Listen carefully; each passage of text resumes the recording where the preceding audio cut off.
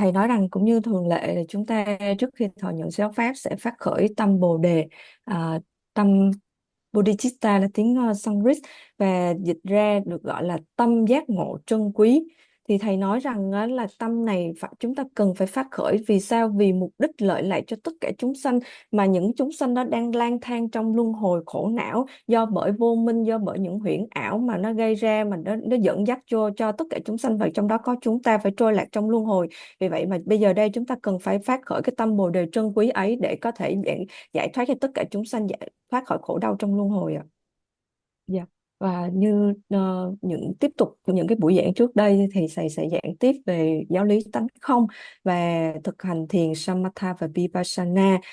Ở đây á, thì chúng ta đã đi qua Samatha rồi, và tiếp tục thì thầy sẽ giải thích rõ hơn về thực hành thiền Vipassana. Thực hành thiền Vipassana có nghĩa rằng chúng ta sẽ thực tập để thấy được cái chân tánh, để thấy được cái Phật tánh, để thấy được cái chân tâm của thực sự, cái của tất cả sự thật, của tất cả sự vật sự việc hiện tượng, tất cả các thứ.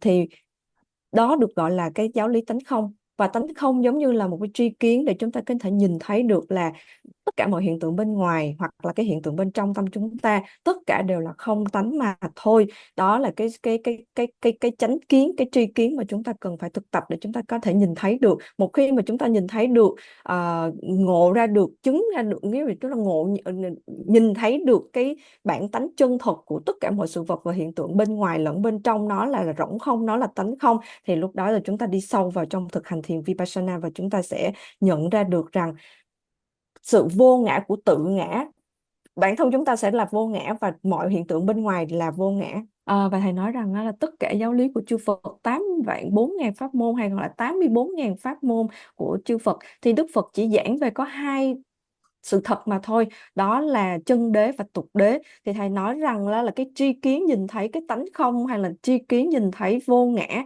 đó là nó liên quan đến về chân đế ạ. Và thầy giảng về tánh không thì tiếng Anh thì được gọi là emptiness, nhưng mà thầy có nói rằng á, là thí dụ như mà mượn cái từ emptiness để nói về tánh không á, thì không chắc là chúng ta sẽ hiểu được trọn vẹn cái ý nghĩa. Tại vì tánh không mà trong giáo lý của Đức Phật nó không phải là mà giống như là cái tiếng Anh, cái nghĩa của tiếng Anh nếu mà mình dịch sát nghĩa cái emptiness có nghĩa là cái sự rỗng không, có nghĩa là cái sự nó không có cái gì hết. Nhưng mà ở đây mình phải mượn cái từ để mình dịch qua tiếng Anh, rồi bây giờ mình mới qua lại tiếng Việt, nên là thầy mới giải thích cho mình hiểu về emptiness là gì, tánh không là gì. Tánh không ở đây nó không phải là cái sự rỗng không giống như là bầu trời rỗng không, hoặc là một cái ly rỗng không, hoặc là một cái gì đó nó không có hiện hữu, hoặc là nó rơi vào cái thuyết hư vô, nó không có cái thực sự, không có cái gì hiện hữu cả, không phải như thế. Tánh không ở đây có nghĩa rằng khi chúng ta soi xét, chúng ta quán xét, chúng ta dùng nội quán để chúng ta quán chiếu hết tất cả sự vật và sự việc, thậm chí là bản thân của chúng ta, thì chúng ta thấy được một sự thật đó rằng tất cả mọi sự vật hiện tượng nó đều được hình thành do sự phụ thuộc lẫn nhau, do duyên khởi mà ra, chứ nó không có một cái thực thể nào nó hiện hữu một cách cố định, một cách cố hữu để cho một cái sự vật hoặc là hiện tượng đó nó hình thành cả. Mà tất cả mọi thứ nó đều do cái sự gọi là phụ thuộc lẫn nhau, là có cái này thì mới có cái kia, nên nó mới hình thành ra một cái sự vật hoặc là một sự việc hoặc là một cái hiện tượng, hoặc là chính bản thân của chúng ta đây là chủ thể và đối tượng. Chứ cái tánh không ở đây nó không phải là nó rỗng không, nó không có gì hết, không phải như thế. Nó hiện hữu trước mặt chúng ta đây, chúng ta nhìn thấy tất cả sự vật sự việc hiện tượng, ngay tại bản thân chúng ta có chủ thể và đối tượng, chúng ta nhìn thấy được nó hiện hữu, nhưng mà bản chất của tất cả sự vật sự việc hiện tượng và ta chủ thể là hoặc là đối tượng, nó đều là rỗng không hết. Tất cả nó không có cái gì là thực thể thực tánh mà nó có một cái sự thật nào mà nó hiện hữu một cách cố hữu cả, không phải là như thế. Nên là trong tiếng Sanskrit thì gọi là sunyata, mà sunyata ở đây có nghĩa là tất cả mọi sự vật và sự việc nó hiện hữu, nó hiện ra cho chúng ta thấy, chúng ta có thể nhìn thấy, cảm nhận thấy hết tất cả, nhưng mà cái bản chất của tất cả sự vật sự việc đều là rỗng không mà thôi. Thì thầy nói đối với những cái hàng thượng căn á, thì khi mà họ thực hành, họ lắng nghe về giáo lý tánh không và họ có thể chứng ngộ ngay lập tức, trọn vẹn giáo lý tánh không, họ hiểu rõ ràng một cách là hoàn hảo, toàn hảo và tánh không là gì. Đó là những hàng căn cơ thượng căn. Đối với những hàng căn cơ trung căn như các vị thanh văn hoặc là duyên giác á, thì các ngài sẽ chứng ngộ được, sau khi nghe giáo lý về tánh không thì các ngài sẽ chứng ngộ được tánh không, nhưng mà nó không hoàn toàn là trọn vẹn, nó không hoàn toàn là toàn hảo. Đối với những chúng sanh bình phàm như chúng ta đây là những người hạ căn, thì những gì mà chúng ta nhìn thấy, cảm nhận thấy, sự vật, sự việc, hiện tượng bên ngoài nó hoàn toàn trái ngược với tánh không và chúng ta cho nó là thật. Chúng ta cho tất cả một cái sự vật mà chúng ta có thể sờ chạm được, chúng ta nhìn thấy được, nó đều thật sự hiện hữu một cách cố định ở bên ngoài, hoặc là bên trong chúng ta nó có một cái tâm cảm nào đó nó thật sự hiện hữu ở bên trong tâm chúng ta. Đó là đối với những hàng hạ căn, những người chúng sanh bình phàm, chúng ta không thể nào hiểu được giáo lý tánh không là gì, chúng ta cũng không biết được tánh không nói về cái điều gì cả, mà chúng ta nhìn nhận tất cả sự vật, sự việc và hiện tượng, ngay cả chủ thể và đối tượng đều được thực sự hiện hữu một cách cố hữu á. Và thầy nói rằng đó là đối với những chúng sanh bình phàm như chúng ta, những hàng người hàng hạ căn như thế, thì khi mà chúng ta tiếp xúc với sự vật, sự việc, hiện tượng bên ngoài, chúng ta sờ chạm, chúng ta nếm, chúng ta ngửi thấy, chúng ta xúc chạm, chúng ta nghe thấy, chúng ta nhìn thấy, chúng ta cho nó là sự thật, và rồi vì chúng ta cho là nó thật có nên chúng ta bám chấp vào những cái điều mà chúng ta nghe, chạm, ngửi, nếm, thấy. Chúng ta cho nó là thực sự và chúng ta bám chấp về điều đó, và thế là trong tâm chúng ta hàng ngàn, rất là nhiều cơn sóng ý niệm nó cứ luôn luôn sinh khởi, và thế là chúng ta cứ mang vác những cái ý niệm đó trong suốt trong tâm chúng ta, từ ngày qua đêm, rồi rồi ngày qua tháng qua năm, và thế là chúng ta cứ mang hết những cái ý niệm đó theo chúng ta mà chúng ta không hề hay biết, và chúng ta cũng không thể nào nhìn thấy được cái thực tướng, cái chân tướng, cái sự thật của sự vật và sự vật, sự việc và hiện tượng, và ngay cả chúng ta, bởi vì chúng ta bám chấp là nó có một cái hành động, nó có một cái hiện tượng nào đó nó xảy ra bên ngoài, rồi chúng ta lại bám chấp là có một cái tôi nào đó thực sự hiện hữu để cảm thấy, để nhìn thấy, để nghe thấy, để nếm thấy, để xúc chạm, vân vân. Thì thế là chúng ta lại bắt đầu là chúng ta cho nó là sự thật, và thế là nó cứ mang vác những cái ý niệm đó suốt mãi trong tâm chúng ta, ngày này qua tháng nọ mà thôi. Thầy nói rằng bây giờ chúng ta hãy lấy cái sắc, cái tướng để mà chúng ta làm ví dụ. Thì ví dụ như là cái ghế chúng ta nhìn thấy có một hình tướng là một chiếc ghế, nhưng mà sự thật đó là chiếc ghế nó không là gì khác hơn là ngoài tánh không cả. Mặc dù nó hiện hữu và chúng ta đặt tên nó là một chiếc ghế, nhưng mà thật ra cái bản chất của chiếc ghế nó là rỗng không, nó là rỗng lặng, nó là tánh không, chứ nó không có một cái chiếc ghế nào mà nó thật sự hiện hữu hết. Mà ghế là do chúng ta đặt cái tên mà thôi. Ví dụ tiếng Anh gọi là cái tiếng Anh là chair, nhưng mà tiếng Việt mình gọi là ghế. Thầy nói rằng lấy một cái ví dụ như ở trong trong Bát Nhã Tâm Kinh thì có một đoạn nói rằng sắc tức là không mà không tức là sắc, sắc chẳng khác không mà không chẳng khác sắc. Thì ở đây có nghĩa là gì? Cái ghế là một cái hình tướng, nó hiện hữu, nhưng mà bản chất của cái ghế đó là rỗng không. Tại sao lại như thế? Tại vì cái ghế là cái sự kết hợp của rất là nhiều yếu tố, nhiều cái chân ghế, mặt ghế nó kết lại với nhau thì nó mới hình thành ra một cái ghế. Nhưng mà khi mà chúng ta phân tích nó, cái chiếc ghế rõ ràng ra, thì chúng ta sẽ không thể nào tìm thấy cái thực tánh của chiếc ghế là gì cả, và nó là rỗng không. Và vì thế mà hoặc là trong tâm chúng ta có rất là nhiều những cái ý niệm nó sanh khởi, nhưng mà nếu mà chúng ta quan sát cái ý niệm đó này nó sẽ sanh khởi lên từ đâu, và rồi cái bản chất của mỗi cái ý niệm đó nó có thực sự là hiện hữu hay không. Trong tâm chúng ta những cái ý niệm nó khởi hiện, mà nếu mà chúng ta có cái sự quan sát, có cái sự chúng ta dùng cái nội quán để chúng ta quan sát, quán chiếu những cái tâm cảm mà nó phát khởi trong tâm chúng ta, thì chúng ta sẽ có tìm ra được là những cái tâm cảm xúc đó nó có thực sự hiện hữu hay không. Mà nếu mà chúng ta không tìm ra thì đó là tánh không. Và vì vậy mà trong tiếng Sanskrit mới có một từ gọi là Dharma. Dharma ở đây không phải là pháp giống như là giáo pháp Đức Phật đã giảng nữa, mà Dharma ở đây gọi là vạn pháp, tất cả các pháp. Pháp ở đây nó không còn là giáo pháp mà Đức Phật đã thuyết giảng hơn 2.500 năm trước nữa, mà Dharma ở đây là pháp, tất cả các pháp đều là không, nên mới dùng là cái từ Dharma là tất cả các pháp, có nghĩa là hoặc là vạn pháp, có nghĩa là mọi sự vật và hiện tượng. Bản thân chúng ta, cái ghế cũng là một pháp, tâm chúng ta, mọi cái ý niệm trong tâm của chúng ta cũng là một pháp. Ví dụ như chúng ta nhìn thấy cái điều gì, cái nhìn cũng là một pháp, hoặc là cái đối tượng mà chúng ta nhìn thấy cũng là một pháp, thì đó được gọi là pháp. tất cả các pháp đều là không, hoặc là tất cả các pháp đều là như thị. Như thị có nghĩa là như nó là mà thôi, chứ nó không có thực tánh, phải xin lỗi, nó không có một cái thực tế nào mà nó thực sự hiện hữu một cách cố hữu cả, mà cái thực tánh của tất cả sự vật, của các pháp đều là không. Vì vậy mà hoặc là thầy nói là Dharmata có nghĩa là pháp giới. Trong pháp giới, cái từ để mình có thể dùng cái từ để miêu tả, để nói về tánh không, về giáo lý mà thôi, chứ thực ra là trong cái trạng thái pháp giới đó là cái trạng thái không tánh. Từ trong không tánh mà sanh khởi ra rất là nhiều sự vật và sự việc hiện tượng. Nhưng nếu chúng ta chỉ nhìn tất cả các pháp đó như nó là, hoặc là nhìn nó như thị thôi, thì tất cả các pháp hiện hữu một cách rõ ràng, có nghĩa là từ trong không tánh mà khởi hiện, và bản chất của tất cả sự vật sự việc của tất cả các pháp đều là rỗng không mà thôi, đều là tánh không mà thôi. Và như thầy đã giới thiệu cho chúng ta biết qua hai cái chân đế đó, hai sự thật, thì một cái là được gọi là tục đế, và cái thứ hai là chân đế. Thì tục đế nó giải thích cho chúng ta là tất cả những cái sự vật và sự việc mà nó sanh khởi, tất cả sự vật sự việc nó hiện khởi mà chúng ta nhìn thấy được, sờ được, xúc chạm, nói chung là thông qua những cái giác quan của chúng ta nhìn thấy được, và chúng ta cảm nhận được những cái sự vật và sự việc đó, thì nó được gọi là tục đế. Và cái chân đế ở đây có nghĩa là sao? Cái sự hiện hữu của sự vật và sự việc và hiện tượng, hoặc là chủ thể và đối tượng á, mà chúng ta nhìn thấy ra được là tất cả đều là cái hiện hữu từ không tánh mà ra. Cái thực tế, cái thực tướng của sự vật sự việc, hiện tượng, chủ thể và đối tượng đều là rỗng không, đều là tánh không, thì đó là sự chân đế. Chân đế là cái sự thật tối yếu, cái cuối cùng, cái rốt ráo như cái cứu cánh, rằng tất cả sự vật và sự việc hiện tượng nó không có hiện hữu một cách cố định, mà như chúng ta vẫn đang cảm thấy, nhìn thấy như bây giờ đây, trong cái thấy của chúng ta, trong cái thấy bình phàm của chúng ta ở đây.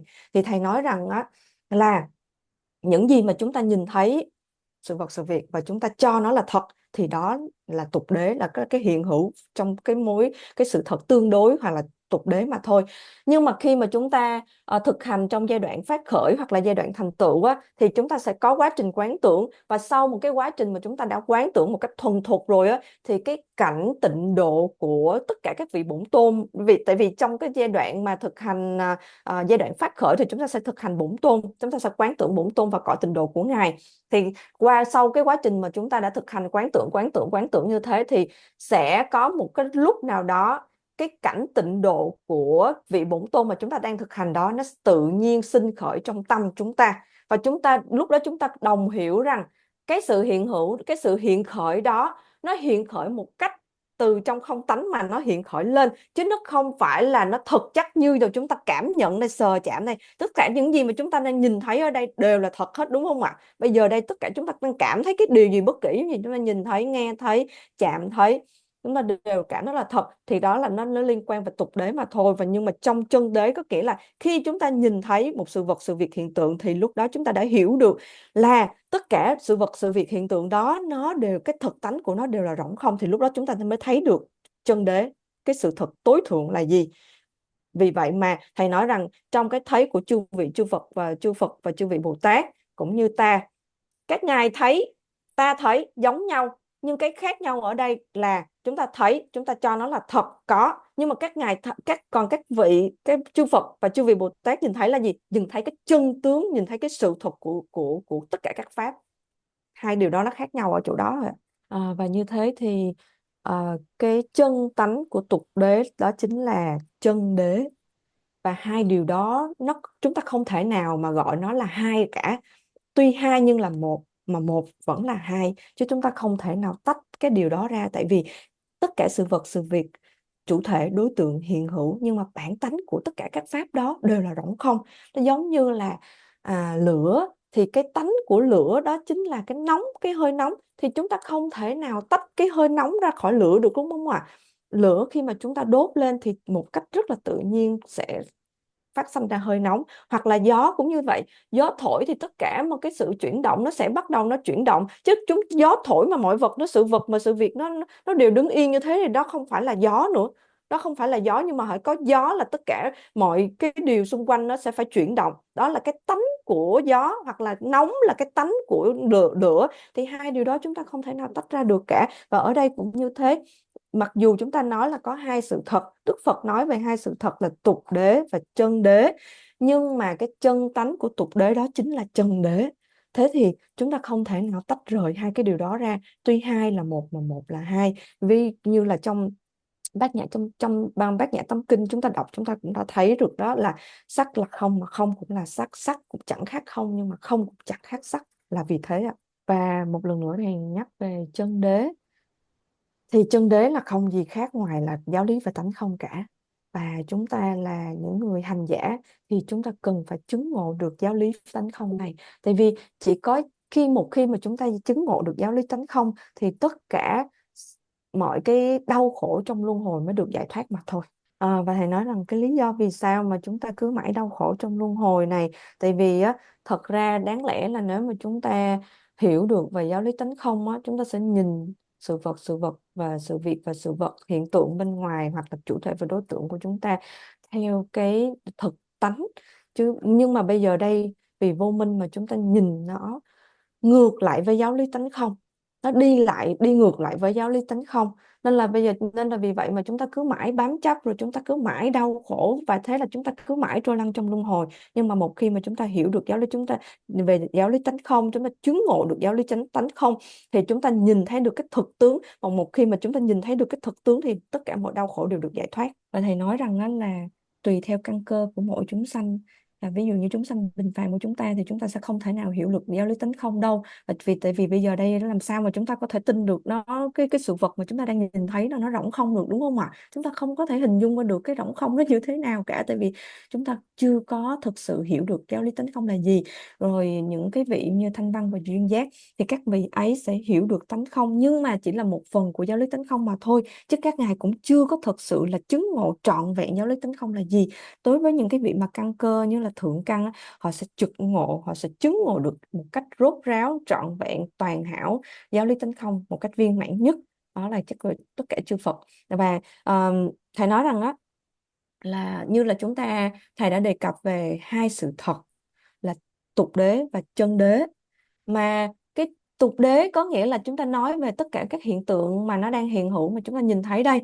Đó là cái tục đế, cái sự thật là có một cái gì đó nó thực sự hiện hữu, nó có một cái gì đó thực sự hiện hữu chứ không phải là không có đâu, đúng không ạ?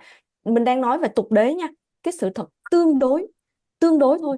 Mình đang nói về tục đế, có nghĩa là có một cái sự thật, sự việc gì đó nó hiện hữu thật sự mà. Ví dụ như bây giờ đây chúng ta đang ngồi đây, chúng ta nhìn thấy có một cái sự vật, sự việc hiện hữu thiệt, đó là sự thật, nên mới gọi là tục đế.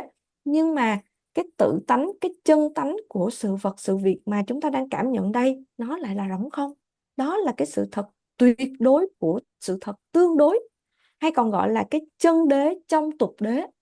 Cái rốt ráo nhất của tục đế đó chính là chân đế. Có nghĩa là khi chúng ta tiếp xúc với cảnh, hoặc là khi mà trong tâm chúng ta sanh khởi lên những cái khởi niệm gì đó, thì chúng ta nhận ra được nó có một cái gì nó thực sự hiện hữu, do nhân duyên, do tất cả những cái sự phụ thuộc lẫn nhau, nó hình thành ra một cái sự vật, sự việc và hiện tượng, chủ thể và đối tượng, đúng không ạ? Đó là một sự thật, Đức Phật nói mà, đó là tục đế. Nhưng mà đồng thời, tại vì sau quá trình mà chúng ta có thực tập, chúng ta hiểu được chúng ta hiểu được cái chân đế, cái sự thật tối thắng, cái sự thật rốt ráo của tục đế là gì. Đó nên chính là cái sự rỗng không. Nhưng mà thầy nhắc ở đây chúng ta là, dù rằng chúng ta hiểu, nhưng mà chúng ta đừng nên bám chấp vào cái việc là tất cả sự vật, sự việc hiện hữu nhưng mà nó rỗng không, nó không có cái gì hết. Không phải. Nếu mà chúng ta hiểu, chúng ta nghĩ theo cái cách là tất cả sự vật, sự việc, hiện tượng, chủ thể, đối tượng đều là rỗng không hết, thì chúng ta lại rơi vào cái biên kiến rồi. Thì như vậy cũng không phải là chúng ta đang đi trong trung đạo đâu ạ. Không phải là chúng ta đang đi đúng chánh kiến đâu. Mà chúng ta cần phải hiểu ở đây một chỗ, đó là sự việc nó hiện hữu thật, nhưng mà đồng thời hiện hữu nhưng mà là không. Không nhưng mà lại là hiện hữu.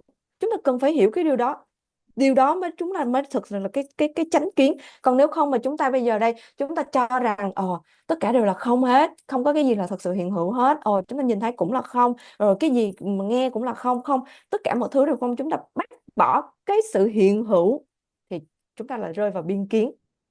Chúng ta không phải là có cái chánh kiến, và điều này khá là quan trọng, rất dễ mắc sai lầm. Tại vì một khi mà chúng ta mà mắc sai lầm, mà chúng ta làm quen với sai lầm đó, có nghĩa là cái thực hành của chúng ta nó cứ lặp đi lặp lại theo với cái sai lầm đó, có nghĩa là rồi thì một khi chúng ta sẽ bị tà kiến mà thôi, chứ chúng ta không thể nào nhìn thấy được cái chánh kiến cả. Ở đây hết sức là cẩn thận, có nghĩa là chúng ta phải nhìn thấy cái điểm rốt ráo, đó là sự thật. Đức Phật đã giảng có hai sự thật, tục đế và chân đế.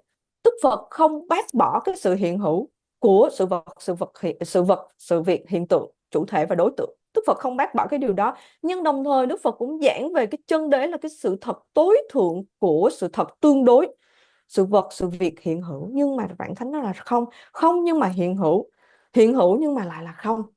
Chúng ta cần phải nắm lấy cái chánh kiến đó mà chúng ta thực hành, để mà chúng ta thuần thục cái thực hành của chúng ta. Như là chúng ta là một vị Phật tử thì chúng ta cần phải quy y tam bảo, đúng không ạ? Tam bảo ở đây là ai? Là Phật, Pháp và Tăng. Thì thầy đang giải thích cho chúng ta hiểu về cái sự thật tuyệt đối của Phật, Pháp, Tăng là gì. Phật ở đây là ai? Phật ở đây đó chính là Phật tánh, đó chính là tánh không, và đó chính là cái chân tướng sự thật đó, và đó cũng chính là chân đế. Phật ở đây là như thế. Rồi Pháp ở đây là gì? Pháp ở đây là một cái phương pháp, là cái cách nhìn. Ví dụ như là chúng ta nhìn thấy cái chân tướng của sự vật, sự việc và hiện tượng, nó hiện hữu nhưng mà nó rỗng không, nó rỗng không nhưng mà nó lại hiện hữu, thì đó là giáo pháp. Và ở đây một tăng là gì? Tăng là tất cả chư vị đang đi theo cái con đường, theo cái phương pháp mà tất cả chư Phật và chư vị Bồ Tát nhờ vào cái phương pháp đó mà các ngài chứng ngộ được giải thoát, thì đó gọi là tăng. Thế thì ở đây Phật, Pháp và Tăng cũng là rỗng không, cũng là tánh không, và hiện hữu nhưng mà lại rỗng không, mà rỗng không mà lại hiện hữu. Nên là khi mà chúng ta quy y tam bảo, chúng ta cần phải hiểu cái ý nghĩa sâu hơn của Phật Pháp Tăng là gì. Như chúng ta đã biết là cái bài thuyết pháp đầu tiên mà sau khi Đức Phật đạt giác ngộ giải thoát, đó là Tứ Diệu Đế, cũng là cái bài pháp mà Đức Phật bắt đầu chuyển pháp luân. Có nghĩa là cái bài pháp đầu tiên mà khi mà Đức Phật chuyển pháp luân thì Đức Phật đã thuyết về Tứ Diệu Đế. Thì Tứ Diệu Đế nói về điều gì ạ? Tứ Diệu Đế nói về 4 sự thật, đó là khổ đế, tập đế, diệt đế và đạo đế. Thì khi mà chúng ta quán chiếu về khổ đế, có nghĩa là chúng ta nhìn thấy ra được, chúng ta công nhận rằng tất cả mọi thứ trên thế gian này đều là khổ. Có một cái khổ, chúng ta phải nhận lấy cái khổ đó. Có nghĩa là chúng ta nhận ra được rằng là thế gian này là khổ. Điều đầu tiên Đức Phật chỉ cho chúng ta thấy được rằng là thế gian này là khổ. Cái khổ nó thật sự hiện hữu trên thế gian. Tại vì sao? Tại vì nhiều khi chúng ta, vì chúng sanh bình phàm như chúng ta, là Đức Phật nói chúng ta khổ mà chúng ta không hề biết khổ, mà không biết làm sao phải thoát khổ nữa, cũng không biết tại sao chúng ta phải khổ nữa. Thế thì Đức Phật mới giảng thấy điều đầu tiên là khổ, có nghĩa là để cho mọi người nhìn thấy được chúng ta đang bị đau khổ đây. Rồi thì đến thứ hai là gì? Thứ hai là nguyên nhân của khổ. Đức Phật mới giải thích là tại sao chúng ta phải chịu đựng những cái khổ đau đó. Đầu tiên đó là chúng ta nhìn thấy được là ta có đau khổ đó, ta bị khổ đau đó. Rồi thì điều thứ hai Đức Phật giảng đó là cái nguyên nhân làm sao mà chúng ta phải chịu đựng những cái khổ đau này, là do nghiệp và những cái xuất tình phiền não mà chúng ta đã gây tạo ra. Thế thì bây giờ chúng ta phải chịu một cái quả khổ là như thế. Và điều thứ ba đó là gì? Diệt đế, có nghĩa là cái cái phương pháp giúp cho chúng ta chuyển hóa được cái gốc rễ cái khổ đau. Không thì chúng ta không nói ha, mà cái diệt đế có nghĩa là cái phương pháp giúp cho chúng ta chuyển hóa tận cái gốc, có nghĩa là chuyển hóa từ cái nguyên nhân của khổ nữa kia. Tại vì sao nó dẫn đến khổ? Tại vì những cái nghiệp chướng mà chúng ta đã gây tạo, có nghĩa là nghiệp là gì? Ở đây có nghiệp thiện và nghiệp bất thiện, nhưng mà khổ đau là do những cái bất thiện nghiệp mà chúng ta gây tạo, thì chúng ta mới chịu khổ đau. Thế thì cái diệt đế đến sự thật thứ ba đó là diệt đế. Đức Phật chỉ cho chúng ta thấy được rằng có một cái phương pháp làm sao đó để chuyển hóa tận gốc rễ, mà chúng ta không phải chịu khổ trong luân hồi một lần nào nữa. Và cái thứ tư, sự thật thứ tư đó là đạo đế. Đạo đế là những con đường, có rất là nhiều con đường đúng không ạ? Thì đạo đế ở đây là con đường tối thượng. Con đường tối thượng là chúng ta sẽ bước chân, tại vì có cái phương pháp rồi thì chúng ta phải áp dụng thực hành, đó là đạo đế. Đó là con đường mà chúng ta cần phải đi. Tại vì chúng ta nhìn thấy được cái khổ đau rồi, chúng ta biết được nguyên nhân của khổ đau rồi, chúng ta lại có được cái phương pháp để chuyển hóa khổ đau rồi, thì bây giờ chúng ta phải bước lên con đường. Đó là sự thật thứ tư, là đạo đế. Thầy nói rằng cuộc đời này của chúng ta, mỗi người chúng ta đều có rất là nhiều con đường, nhưng mà đạo đế ở đây là con đường tối thượng nhất. Mà con đường tối thượng là gì ạ? là giáo lý tánh không. Tại vì sao chị? Vì chỉ có cái một việc duy nhất là chúng ta phải chứng ngộ được giáo lý tánh không thì chúng ta mới có thể chuyển hóa hết tất tần tật mọi khổ đau, mọi khó khăn, mọi luân hồi khổ não này mà thôi. Đó chính là đạo đế. Và suy cho cùng thời rồi thì á, như chúng ta đọc trong Bát Nhã Tâm Kinh, chúng ta cũng sẽ thấy được là cũng không có khổ tập diệt đạo. Thì vì ở đây thầy đang giảng cho chúng ta để soi chúng ta quán chiếu được rằng ngay cả tứ diệu đế là khổ đế, tập đế, diệt đế và đạo đế, nó cũng là rỗng không mà thôi, chứ nó không có thực sự hiện hữu nào cả. Và mặc dù Đức Phật thuyết là một cái hiện tướng, nhưng mà nó lại rỗng không nhưng mà lại hiện hữu, là như thế ạ. Và thầy nhắc lại cho chúng ta về tứ pháp ấn. Đợt trước trong lớp trước thì thầy cũng đã nói về tứ pháp ấn rồi đúng không ạ? Thì giờ đây thầy cũng giảng lại cho chúng ta hiểu hơn về, để chúng ta nhớ về tứ pháp ấn. Thì thầy nói rằng tứ pháp ấn ở đây giống như là một cái chánh kiến ạ. Vì chúng ta là những vị Phật tử và chúng ta đi theo Phật thì chúng ta cần phải hiểu được cái chánh kiến của Phật là gì, cái thấy của Phật là gì. Chúng ta cần phải hiểu được cái điều đó và chúng ta cũng phải thực tập giống như thế.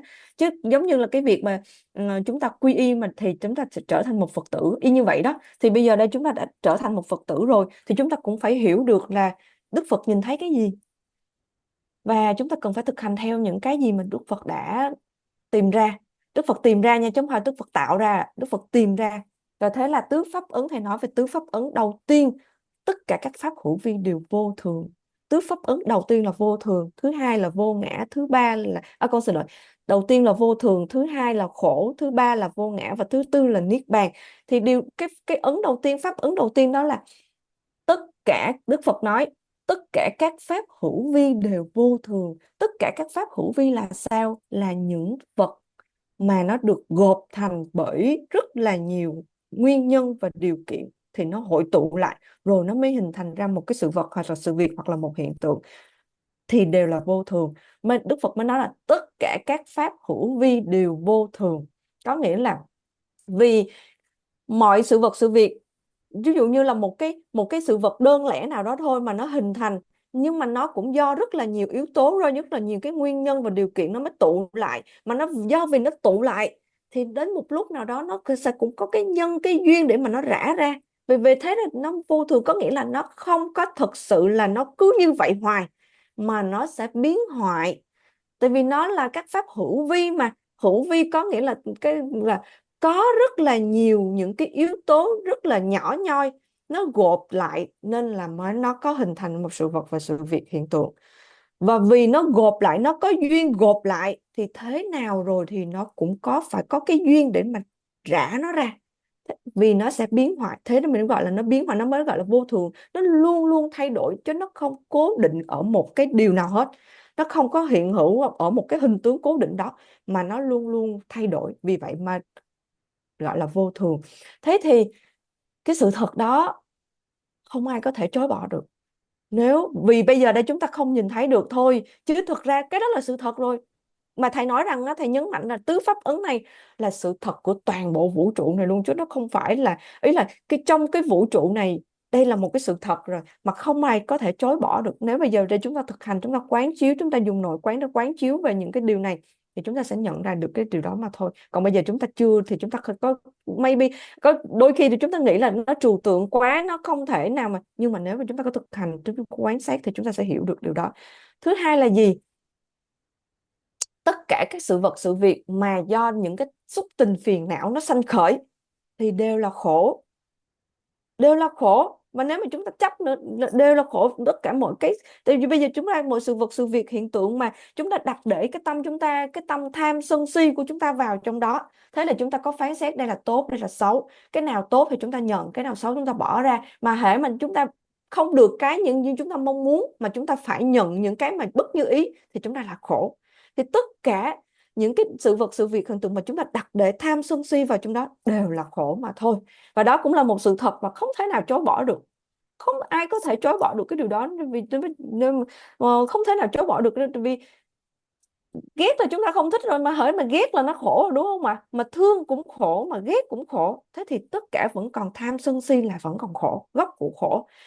Nhưng nếu khi mà chúng ta quan sát kỹ về chủ thể và đối tượng, về sự vật và sự việc, như như lúc nãy mà thầy có hướng dẫn cho chúng ta về giáo lý về tánh không á, thì chúng ta sẽ nhận ra đó, tất cả là vô ngã, tự ngã, tự thân là vô ngã, vạn pháp là vô ngã, mà vì vô ngã chúng ta vượt thoát lên trên luân hồi, thế là chúng ta đạt đến cái sự thật thứ tư, đó là niết bàn. Niết bàn ở đây là cái trạng thái giác ngộ, cái trạng thái hoàn toàn chứng ngộ được, vượt lên trên cả luân hồi và niết bàn, chứ không phải là cái niết bàn là chúng ta bỏ qua cái khổ rồi chúng ta bước vào hạnh phúc và chúng ta chấp vào hạnh phúc thì thế là gọi là niết bàn. Đâu, không phải như thế. Mà niết bàn đó là chúng ta vượt lên trên cái trạng thái tâm. Niết bàn ở đây có nghĩa là cái trạng thái tâm mà giác ngộ toàn vẹn nhất, nói chung là giác ngộ viên mãn á, có chúng ta không còn chấp vào biên kiến nào cả, không còn chấp vào luân hồi, cũng không còn chấp vào niết bàn. Vì sao đạt tới niết bàn tại vì chúng ta đã hiểu ra được sự thật mà Đức Phật đã giảng dạy, đó là vô thường, khổ và vô ngã. Thế thì còn gì để mà làm kéo chúng ta trở về đau khổ nữa đâu, đúng không ạ? Thế thì chúng ta đạt đến niết bàn, và đó là bốn sự thật mà không thể nào chối bỏ. Nếu chúng ta là một Phật tử, chúng ta cần phải hiểu được tứ pháp ấn này, rồi thì chúng ta sẽ thực hành, thì thế thì chúng ta sẽ hiểu được, có cái thấy được giống như Đức Phật.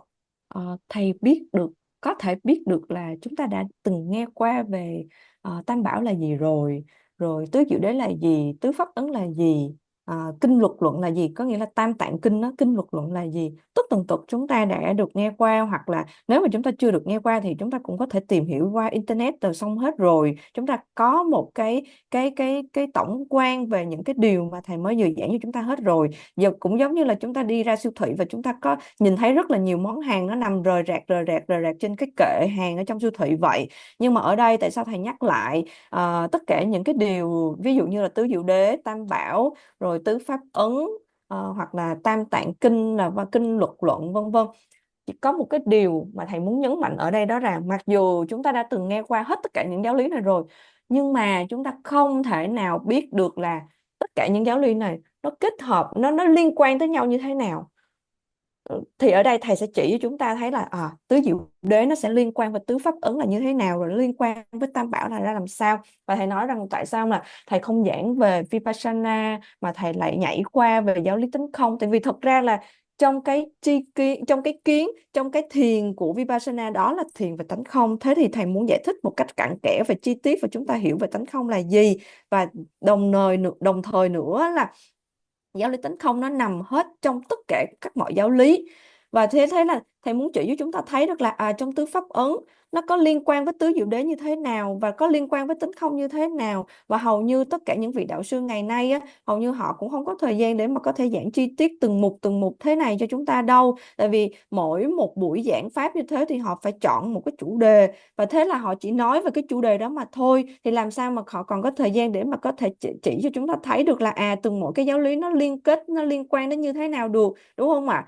Còn nếu không thì chúng ta cũng sẽ không thể nào hiểu được là tứ diệu đế nó liên quan tới tứ pháp ấn là như thế nào, liên quan với tam bảo là làm sao, và quan trọng là liên quan về tánh không là như thế nào. Thì ở đây khi mà ở cái bước mà ban đầu như thế này, chúng ta đang xây dựng cái nền tảng như thế này thì thầy muốn giải thích cho chúng ta hiểu một cách sâu sắc và rõ ràng nhất. Tại vì khi mà chúng ta bước vào thực hành Kim Cang Thừa và nói về giáo lý tánh không, và chúng ta thực hành về các vị bổn tôn tất cả các vị bổn tôn đều hiện khởi, nhưng mà cái sự thật, cái chân tướng của các vị bổn tôn đó là không, là rỗng không. Các ngài khởi hiện từ trong không tánh, và điều đó rất là khó hiểu. Nếu mà chúng ta không có cái nền tảng, thì bây giờ đây thằng đang cố giúp cho chúng ta xây dựng một cái nền tảng vững chắc. Thì khi mà chúng ta bước vào thực hành giai đoạn thực hành bổn tôn như thế, thì chúng ta sẽ không thể nào hình dung và hiểu được, và chúng ta sẽ bám chấp vào cái hình tướng của chư vị bổn tôn.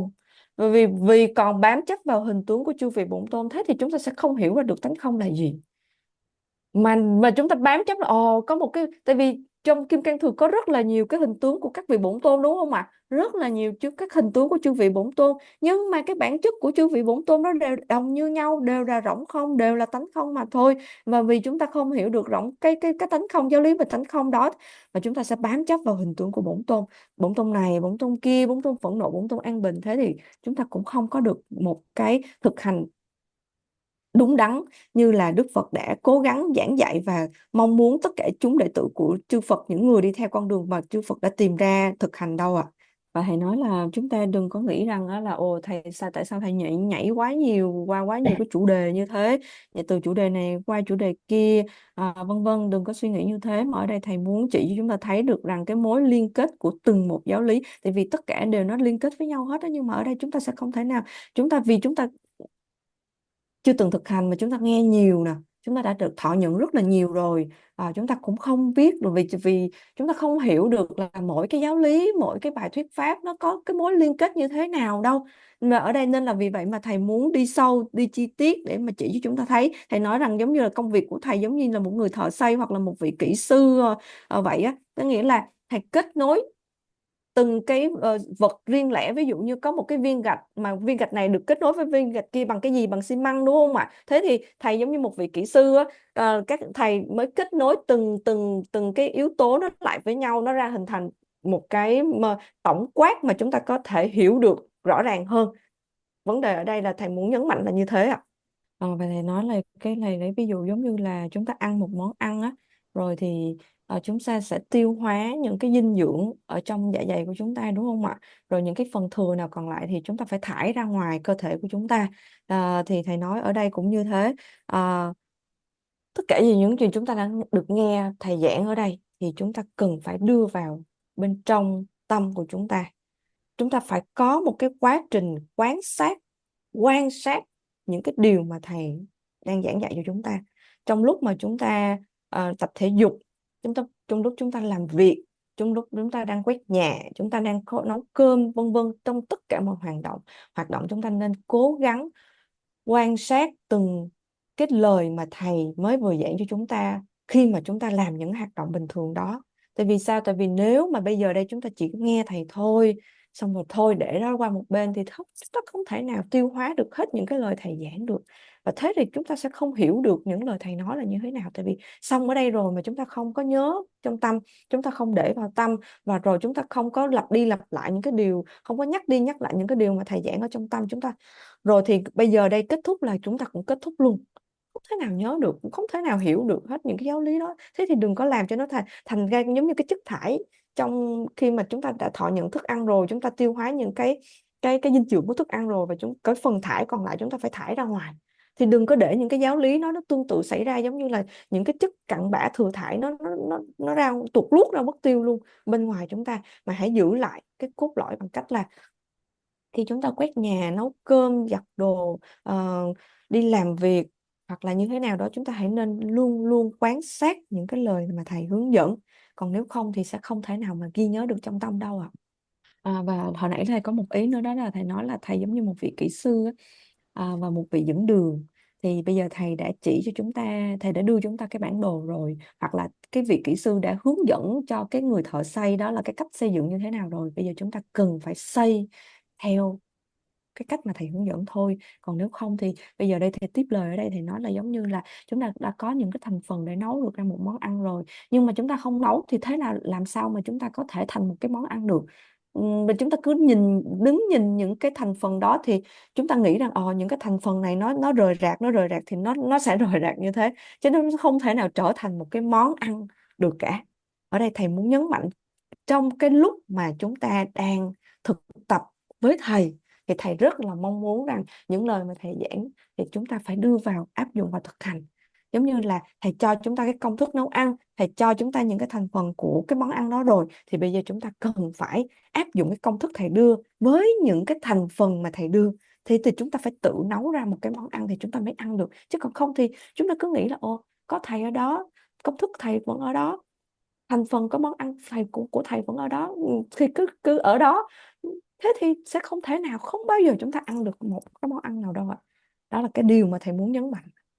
Và thầy nói rằng á, những cái điều mà thầy nói, thầy giảng ở đây á, về giáo lý tánh không á, những cái điều này nó không phải là do những cái vị hành giả của Ấn Độ hoặc là Tây Tạng tạo ra đâu, mà cái sự thật đó chính là cái nền tảng căn bản nhất. Tại vì trong tất cả mọi giáo lý về duyên khởi, giáo lý về tánh không, hoặc là trong Tam Tạng Kinh, là kinh luật và luận tất tần tật, hoặc là trong 84.000 pháp môn của Đức Phật thì đều nói về tánh không, và thậm chí là tiểu thừa hoặc là đại thừa cũng phải thực hành dựa trên tánh không, giáo lý tánh không này mà thôi, chứ nó không có nằm ngoài đâu, ngoài tánh không cả. Và đó là cái sự thật tuyệt đối nhất của tất cả sự vật và sự việc hiện tượng của toàn bộ cái vũ trụ này luôn. Và về thế thì đó chính là cái nền tảng căn bản, nên là vì thế mà thầy muốn nhấn mạnh, thầy muốn giải thích chi tiết để chúng ta hiểu được rõ ràng, chứ nếu không thì chúng ta chỉ nắm được về cái ý mà thôi, còn cái nghĩa thì chúng ta sẽ không hiểu được, không thể nào hiểu được, vì không có thực hành thì chúng ta không bao giờ sẽ hiểu được. Và thế là nhấn mạnh một lần nữa, thầy giảng rồi thì chúng ta cần phải áp dụng đưa vào thực hành.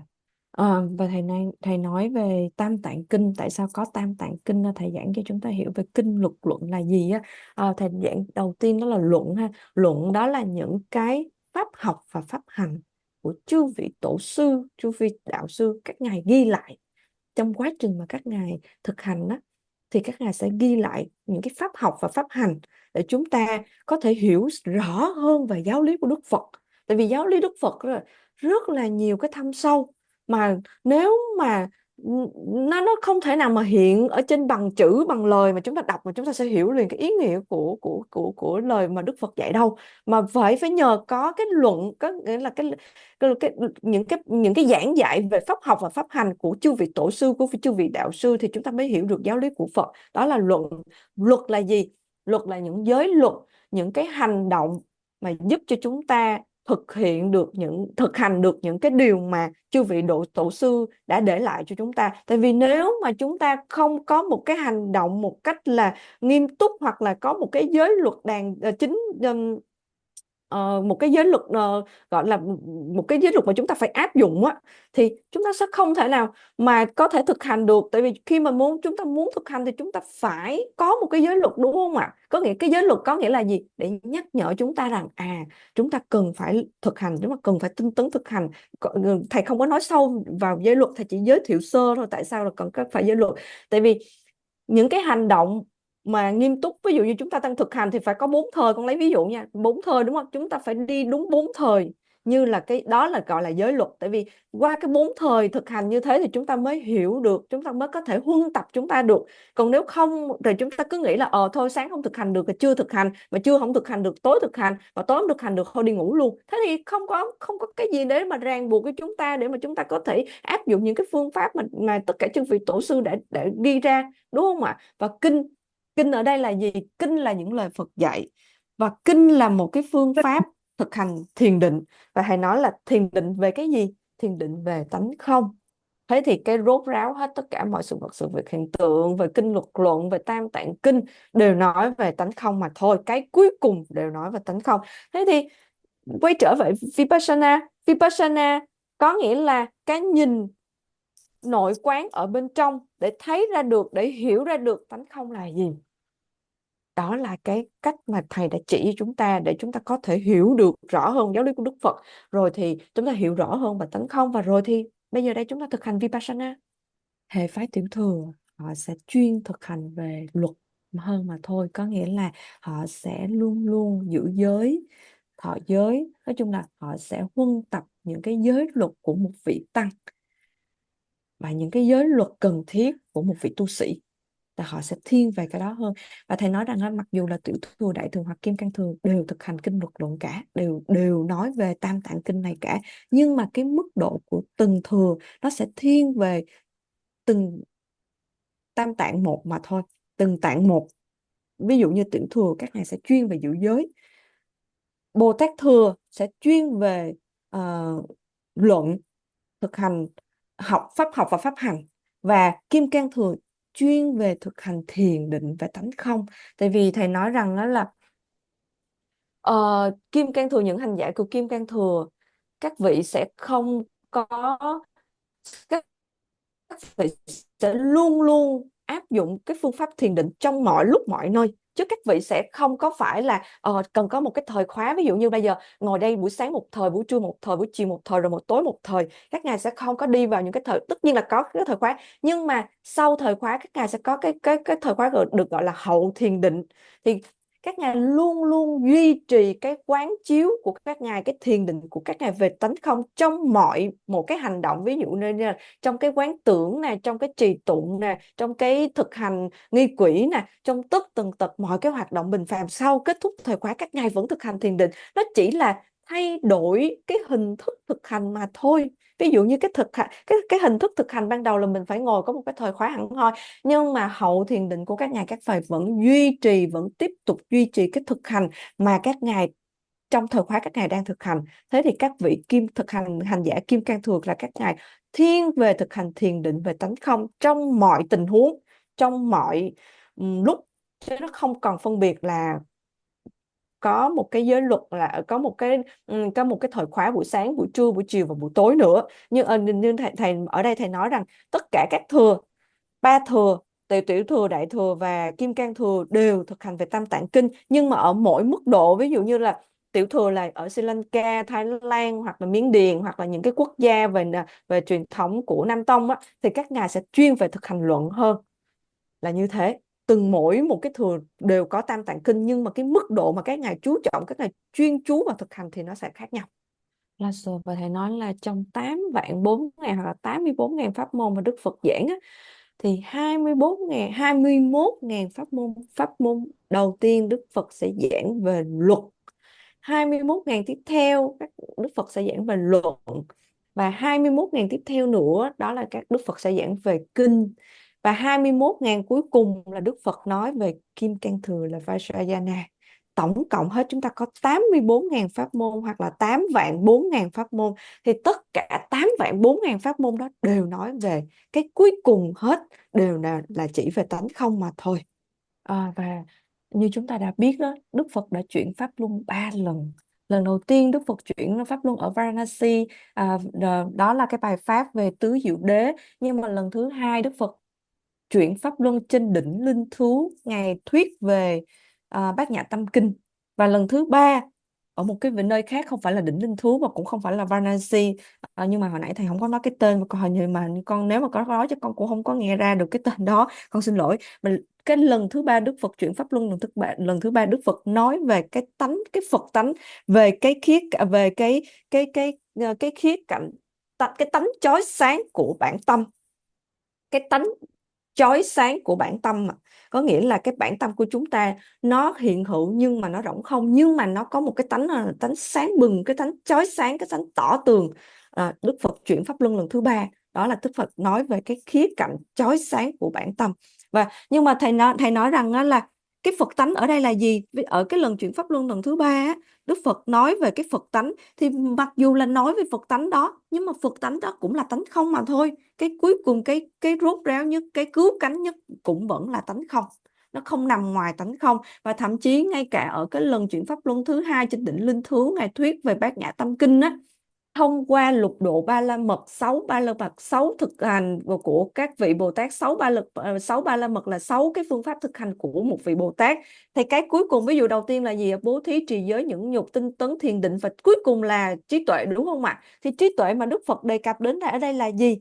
Cái ba la mật thứ 6 là trí tuệ, thì Đức Phật nói trí tuệ là gì? Đó chính là trí tuệ về tánh không. Thì thầy mới nói rằng cho dù là cái gì đi chăng nữa, cho dù lần chuyển pháp luân đầu tiên, lần chuyển pháp luân thứ hai, hoặc là lần chuyển pháp luân lần thứ ba, thì cái cuối cùng mà Đức Phật muốn chỉ ra cho chúng sanh thấy được rằng cái rốt ráo nhất, cái cứu cánh nhất, cái tột cùng nhất vẫn là tánh không mà thôi.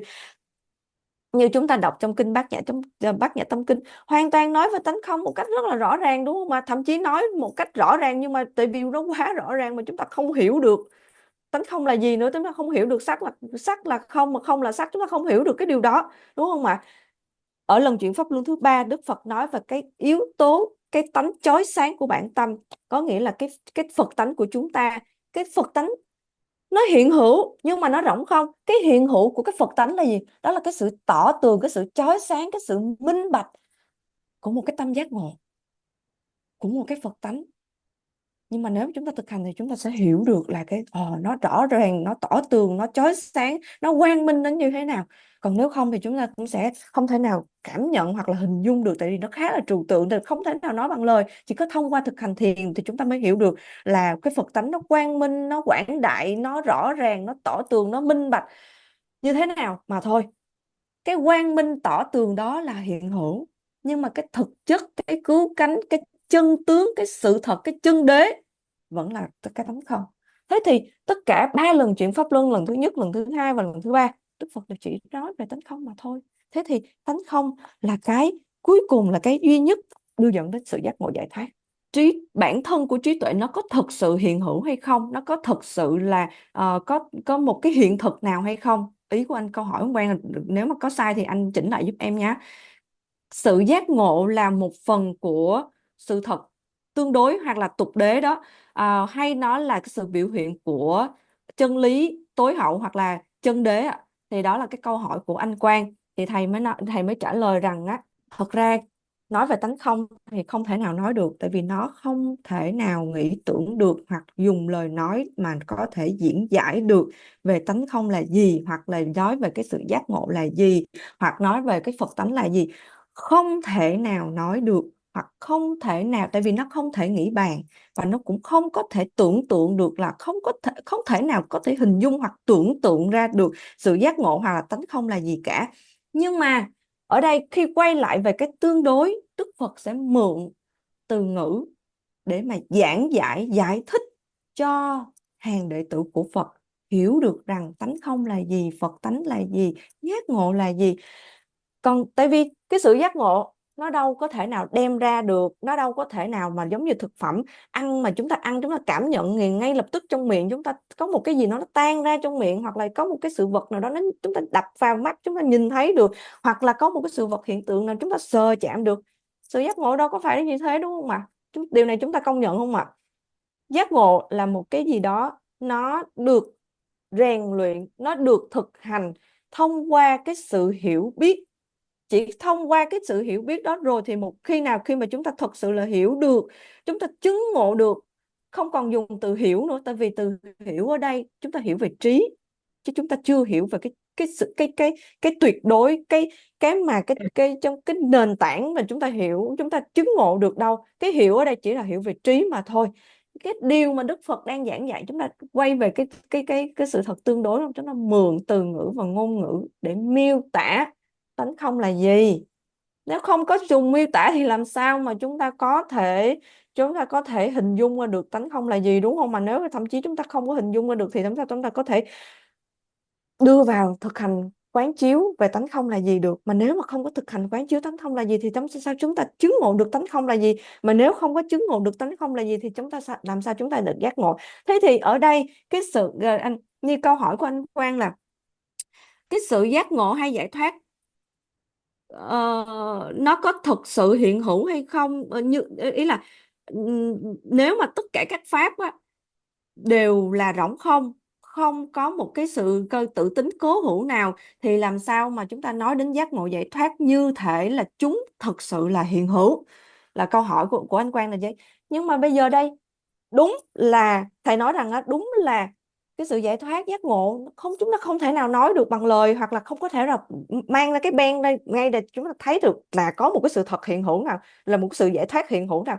Nhưng mà thông qua sự thật tương đối, mượn những cái ngôn ngữ, những cái từ ngữ để mà diễn giải, thì như thầy nói, nếu mà chúng ta đi trong Kim Cang Thừa, hoặc trong Đại Thừa, hoặc trong Tiểu Thừa, có hàng trăm, hàng vạn, hàng nghìn, rất là nhiều cái sự diễn giải, cái sự giải thích về tánh không. Thế thì tại sao lại có những cái sự giải thích về tánh không như thế, để nói về một điều rỗng không, để nói về cái sự giác ngộ rỗng không như thế? Tất nhiên cái rỗng không, cái sự giác ngộ nó là rỗng không, nhưng mà nó vẫn hiện hữu, nó vẫn còn hiện hữu. Tại vì bây giờ chúng ta chưa có thực hành, chúng ta không thể nào chiêm nghiệm được là tánh không là gì, thì giáo lý tánh không ra làm sao, sự giác ngộ giải thoát ra làm sao. Chúng ta chưa có thể nào mà có thể nếm được cái vị của giác ngộ giải thoát, nên là vì thế chúng ta cho giác ngộ giải thoát là một cái gì đó nó thực sự hiện hữu. Thầy nói rằng thầy lấy một cái ví dụ như là cái vị của viên kẹo sô cô la. Thì bây giờ cho dù là thầy có đưa cho chúng ta hàng trăm cái lời giải thích là cái sô cô la nó có vị này và vị này, như thế nào như thế nào như thế nào, rõ ràng, một cách rõ ràng minh bạch, mà chúng ta không tự thân chúng ta lấy cái viên sô cô la đó chúng ta nếm bằng lưỡi của chúng ta, thì cho dù hàng trăm năm, hàng ngàn năm, hoặc là cho hàng trăm hàng vạn ngàn cái lời giải thích để đó, là chúng không bao giờ biết được cái vị sô cô la thực sự là như thế nào đâu, không bao giờ. Thì cũng như thế, cho dù học rất nhiều về giải thích về những giáo lý về tánh không, nghe đọc những giải thích và giảng dạy về tánh không, mà chúng ta không áp dụng thực hành, thì cho dù đọc hàng trăm hàng vạn thì chúng ta cũng sẽ không thể nào hiểu được là tánh không là gì, giác ngộ là gì, hoặc là Phật tánh là gì. Cái câu hỏi của anh Quang là cái phần sau là cái có phải giác ngộ là một phần của sự thật tương đối, hoặc là nó là một cái biểu hiện của sự thật tuyệt đối á, thì thầy bảo rằng đó là thầy giải thích thì chắc anh đã tự hiểu rồi đúng không ạ? Anh đã tự hiểu được đúng không ạ? Còn cái thầy chỉ nói em dịch cho mọi người trong cái khả năng của mình thôi. Thì ở đây cái câu hỏi của anh Quang nó nằm ở cái chỗ là cái câu hỏi của anh Quang có nghĩa là cái sự giác ngộ nó có phải là một phần của tương đối hay không, hoặc là sự giác ngộ đó là cái sự biểu hiện của sự thật tuyệt đối. Thì thầy nói rằng á, cái giác ngộ giải thoát thì chúng ta cũng chỉ là đặt tên mà thôi, chỉ là đặt tên mà thôi, chứ không phải là một cái gì đó. Ở trong cái tương đối, chúng ta phải mượn từ ngôn ngữ để chúng ta giảng giải về điều đó, chúng ta nói về điều đó, để mà chúng ta mới có thể hình dung và có thể hiểu được là giác ngộ là gì, giải thoát là gì. Còn nếu không thì không thể im re, rồi không có từ ngữ nào để nói cả. Tại vì ở đây giữa thầy và trò, ở đây thầy và chúng ta, thì chúng ta đang ở trong cái sự thật tương đối. Thì thầy phải dùng một cái từ nào đó, thầy phải sử dụng một cái từ nào đó thầy nói, thì chúng ta mới hiểu được, thì chúng ta mới có một cái ý niệm, một cái ý tưởng về giác ngộ giải thoát là gì. Còn nếu không, nếu là thầy không có mượn từ ngữ để mà giảng dạy cho chúng ta, thì làm sao mà trong đầu chúng ta nảy sinh ra một cái ý nghĩ hoặc là một cái ý niệm về giác ngộ? Làm sao chúng ta hình dung ra được giác ngộ là gì? Mà nếu mà không có thì làm sao chúng ta biết được giác ngộ là gì, đúng không ạ? Thế thì ở đây nếu mà xét về tương đối thì giác ngộ giải thoát là chúng ta đặt tên mà thôi, chúng ta đặt tên, chúng ta định danh nó mà thôi, chứ không phải là có một cái sự thật là có một cái giác ngộ hoặc một cái giải thoát nào nó thực sự hiện hữu cả. Mà ở đây là chúng ta đang mượn cái từ giác ngộ hoặc là mượn cái từ giải thoát để chúng ta nói về một cái trạng thái, mà trong cái trạng thái đó chúng ta không còn bị vướng mắc, không còn bám chấp, không còn bị trói buộc giữa luân hồi và niết bàn nữa. Thì giác ngộ giải thoát ở đây nó tại sao nó cũng không, ở đây anh Quang hỏi là cái giác ngộ có phải là cái sự biểu hiện của chân đế hay không, thì thật ra là cái sự giải thoát giác ngộ nó còn vượt lên trên cả tuyệt đối và tương đối nữa cơ. Cái trạng thái tâm nó vượt lên trên cái sự hiểu biết của tâm, lúc đó nó còn vượt lên trên. Tại vì tương đối và tuyệt đối á, nó là một, chứ nó không thể nào tách rời ra chúng là làm hai được. Cái sự thật, cái tục đế và cái chân đế thật ra là một. Tại vì sao? Cái tục đế là cái sự biểu hiện, nhưng mà cái tự tánh, cái thực tánh, cái chân tướng của tục đế là gì? Là chân đế. Chân đế, tục đế là một, không phải là hai, không phải là cái gì đó mà chúng ta có thể tách ra làm hai. Thì ở đây cũng như thế, sự giác ngộ giải thoát nó vượt lên trên, giác ngộ là cái trạng thái tâm, nó vượt lên trên cả. Nếu mà chúng ta có đọc về Bát Nhã Tâm Kinh đó, con nhớ trong Bát Nhã Tâm Kinh nói rất rõ về cái điều mà anh Quang vừa hỏi, có nghĩa là không có chứng đắc mà cũng không có chứng đắc. Có nghĩa là có một sự chứng đắc nhưng mà đồng thời cũng không có sự không có chứng đắc. Có nghĩa là không đắc, không chứng đắc mà cũng không có không chứng đắc. Trong Bát Nhã Tâm Kinh nói rất rõ về cái điều mà cái câu mà anh Quang nói. Cái này là con nói thêm, và cái mà con mới vừa sực nhớ ra để mà mọi người có thể tham khảo về Bát Nhã Tâm Kinh để hiểu được là cái câu hỏi của anh Quang nó như thế nào. Có nghĩa là cái sự giải thoát giác ngộ là cái danh từ mà chúng ta mượn để chúng ta định danh về một cái trạng thái tâm vượt thoát hoàn toàn mọi cái bám chấp, mọi cái níu giữ, mọi cái chấp ngã là tôi, hoặc là hiện hữu, hoặc là hiện tướng bên ngoài, hiện tướng bên trong, và vân vân và vân vân. Khổ đau, hạnh phúc, niết bàn, luân hồi. Trạng thái tâm giác ngộ là một trạng thái tâm hoàn toàn vượt lên trên, và lúc đó tâm không còn có một cái định danh hoặc một cái gán đặt, hoặc là có một cái gì đó được gọi là ồ tôi đang trụ trong trạng thái giác ngộ. Nó không còn cái đó nữa, không còn cái nghĩ là ồ tôi đang trụ trong giấc ngộ, mà mình ngay lúc đó không còn mình mà phải mượn cái từ để mới nói được, còn có không không có từ nào để nói. Mình chính là cái trạng thái tâm đó. Lúc đó chúng ta không còn là cái tôi muốn một hình tướng này nữa, không phải như thế. Tâm chúng ta không còn ở trong cái, không còn lưu giữ cái trạng thái tâm là ồ cái hình tướng này là tôi nè, bên ngoài đây là hình tướng này là thầy nè, bạn này là bạn này nè. Không còn như thế, mà chúng ta hòa vào trong cái sự giác ngộ. Tâm chúng ta lúc đó nó hòa vào trong cái sự giác ngộ, nó không còn gọi là cái chấp ngã là ồ tôi đạt được giải thoát giác ngộ nữa. Nhưng mà như Đức Phật đó, Đức Phật mới nói ta đã chứng ngộ, ta đã tìm ra được rồi. Phải quay về, tại vì tương đối và tương đối và tuyệt đối đó là một, không thể là tách rời. Có tương đối sẽ có tuyệt đối, mà có tuyệt đối ở đó sẽ có tương đối ở đó. Nó hơi trừu tượng đúng không ạ? Vì vậy chúng ta cần phải thực hành, tại vì nó không phải là một cái gì đó mà chúng ta có thể bỏ vô miệng chúng ta ăn, chúng ta cảm nhận được ngay lập tức, mà chúng ta cần phải quán chiếu, quán chiếu, quán chiếu, quán chiếu, rồi chúng ta mới hiểu được cái điều đó. Hiểu được, khi mà chúng ta hiểu á, chúng ta mới ngộ ra được, thì mà dần dần chúng ta mới chứng ngộ thật sự được. Còn bây giờ chúng ta tất cả mọi thứ đều là tương đối, tất cả đều là mượn danh từ, mượn định danh để chúng ta đặt tên, để chúng ta nói về cái điều đó mà thôi. Chứ thực ra trong chân đế không có gì để nói, không có gì để diễn đạt, không có gì để nghĩ bàn được hết. Dạ, thầy nói rằng ở đây thầy thấy có rất là nhiều câu hỏi, và thầy nói rằng hầu như chúng ta đang có cũng như là có một cái sự hứng thú khi mà lắng nghe về giáo lý về tánh không. Thì thế thì ở những cái tuần tới thì thầy sẽ nói về tánh không rõ ràng hơn cho chúng ta nữa. Và ban đầu thì thầy cứ nghĩ là chúng ta chỉ lắng nghe theo một cái cách rất là nghe thôi, nhưng mà ở đây thì có rất là nhiều câu hỏi được đặt ra, thì có nghĩa là chúng ta có một cái sự tu tập, nên là nó mới có được những cái câu hỏi được đặt ra như thế. Và thầy cảm thấy rất là vui, và thầy luôn luôn rất là thích những câu hỏi được đặt ra như vậy, và thầy cũng rất là mong muốn, thầy khát khao được trả lời luôn. Nhưng mà ngày hôm nay thì chúng ta phải dừng lại tại đây thôi. Những cái câu hỏi đó thì bây giờ con sẽ copy và con sẽ chuyển qua bên cái nhóm WhatsApp. Thì chắc đợt sau sẽ trả lời. Thì ai có câu hỏi thì cứ viết ra. Rồi con sẽ ghi lại và sẽ chuyển qua bên WhatsApp để cho thầy trả lời trong những cái buổi sau.